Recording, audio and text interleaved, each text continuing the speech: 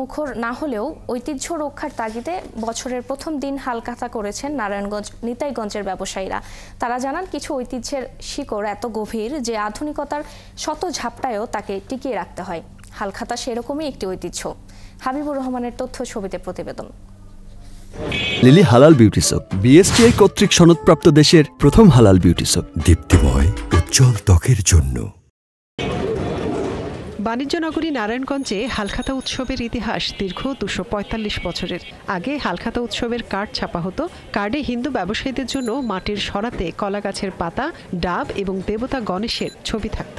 অন্যদিকে মুসলিম ব্যবসায়ীদের কার্ডে থাকত মসজিদের মিনার। এই উভয় রীতির মধ্যেই ছিল হালখাতার আমন্ত্রণ। কেউ কেউ ছাপাতো বাংলা সনের ক্যালেন্ডারও। তবে কালের বিবর্তনে ও আধুনিকতার ছোঁয়ায় হারিয়ে গেছে সেই ঐতিহ্য।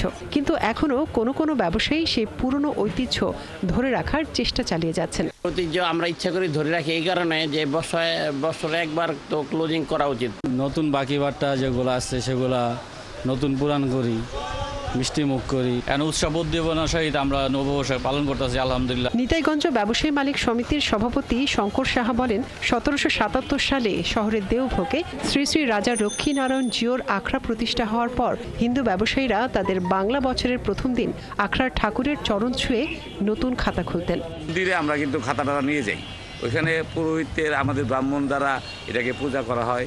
তারপর আমরা খাতাটা নিয়ে আসি, এসে আমাদের গদিতে এটার মধ্যে সিঁদুর তারপরে হলুদ লাগিয়ে তারপরে আমরা আনুষ্ঠানিকভাবে পূজা করে তারপরে আমরা আমাদের ব্যবসা কার্যক্রম শুরু করি। বাংলা বছরের প্রথম দিন শহরের কালীর বাজার ও মিনা বাজার স্বর্ণপট্টির ৫ শতাধিক স্বর্ণালঙ্কার বিক্রির দোকানেও হালখাতা হয়। তবে ব্যবসায়ীরা বলেন, শহরের বিস্তারের সাথে সাথে এই ঐতিহ্য রং হারাতে শুরু করেছে।